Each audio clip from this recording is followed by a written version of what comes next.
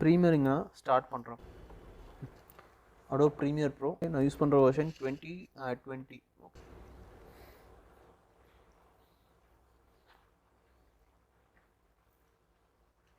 So Premiere Pro நீங்கள் open பண்ணோன்னே welcome screen வரும். ஸோ இன்றைக்கி introduction and basic interface, video எப்படி இம்போர்ட் பண்ணுறது, இது எல்லாமே எப்படி பண்ணுறதுன்னு பார்க்கலாம். ஸோ இந்த வெல்கம் ஸ்க்ரீனில் நீங்கள் ஃபர்ஸ்ட் என்ன பண்ணணும், நியூ ப்ராஜெக்ட் ஐகான் மேலே கிளிக் பண்ணணும்.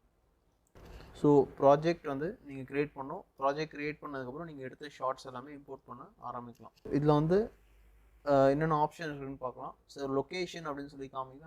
இங்கே என்ன பண்ணுங்கள், ப்ரௌஸ் மேலே கிளிக் பண்ணுங்கள்.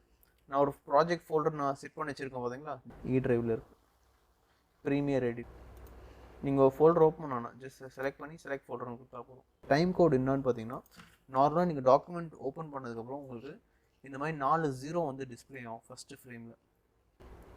இந்த 4 0 என்னென்னு பார்த்தீங்கன்னா, லாஸ்ட் 2 0 வந்து ஃப்ரேம்ஸ் அப்படின்னு சொல்லுவாங்க, ஃப்ரேம்ஸ். அடுத்த 2 0 வந்து செகண்ட்ஸ்.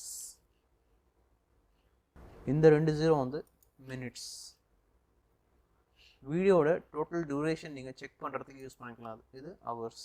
ஸோ 4 0 இருக்கும். ஸோ இந்த 4 0 எங்கே காமிக்கும், எப்படி நீங்கள் யூஸ் பண்ணணும் எல்லாமே நான் உங்களுக்கு காமிக்கிறேன். ஜஸ்ட் இது மட்டும் அண்டர்ஸ்டாண்ட் பண்ணிக்கோங்க உங்களுக்கு.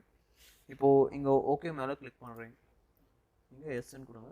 டாக்குமெண்ட் ஓப்பன் ஆகிடும். இப்போ டாக்குமெண்ட் ஓப்பன் ஆகிடுச்சு. இதோட இன்டர்ஃபேஸ் பார்த்தீங்கன்னா, இப்போது மேலே வந்து ப்ராஜெக்ட் பேனல் இருக்குது, லெஃப்ட் சைடில் ப்ராஜெக்ட் பேனல் இருக்குது.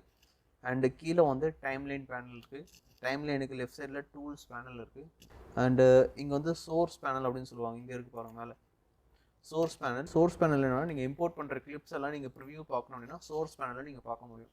இப்போ ஒரு மூவியை நீங்கள் 2 hours மூவி நீங்கள் இம்போர்ட் பண்ணுறீங்கன்னா 2 hours மூவியும் நீங்கள் ப்ளே பண்ணி சோர்ஸ் பேனலில் செக் பண்ண முடியும், அதோட ப்ரிவியூ. இப்போ இந்த 2 hour மூவியில் எனக்கு வந்து 1 நிமிஷம் தான் வேணும், 1 minute தான் நான் யூஸ் பண்ண போகிறேன், இல்லை 2 minutes தான் நான் யூஸ் பண்ண போகிறேன்னா அந்த 2 minutes மட்டும் நீங்கள் கட் பண்ணி டைம்லைனில் நீங்கள் ஆட் பண்ணிக்கலாம். Timeline is the place where you join all the videos.